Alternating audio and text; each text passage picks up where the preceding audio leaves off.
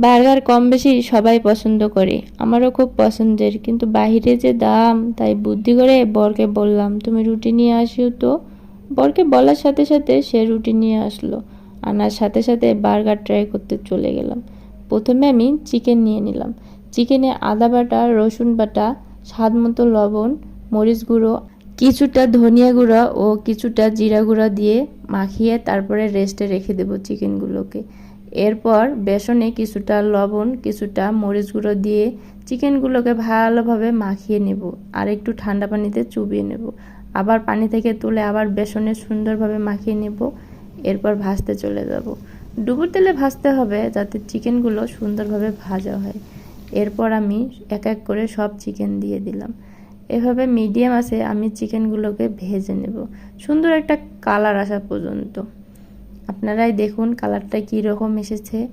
আমি আরেকটু ভেজে নেব যাতে কালারটা আরেকটু সুন্দর আসে। আমি আরেকটু ভেজে নিলাম। এখন দেখেন কালারটা কী রকম এসেছে। আমি চিকেনগুলোকে তুলে নেব। এরপর আমি রুটি রেডি করার জন্য চলে যাব। রুটিকে মাছ বরাবর কেটে নিয়েছি, পুরোটা কাটিনি, অল্প একটু আটকে রেখেছি। এরপর আমি টমেটো সস দিয়ে নেব।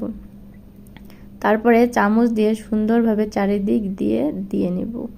এরপর আমি শসা অ্যাড করব। শসাটা দিয়ে নিলাম। এরপর আমি গাজর অ্যাড করব। এরপর একটু পেঁয়াজ অ্যাড করব। তারপরে আমি চিকেনগুলোকে অ্যাড করব। এরপর সামান্য পরিমাণে একটু সস দিয়ে নেব। আর আপনারাই দেখুন বার্গারটা কী রকম হয়েছে।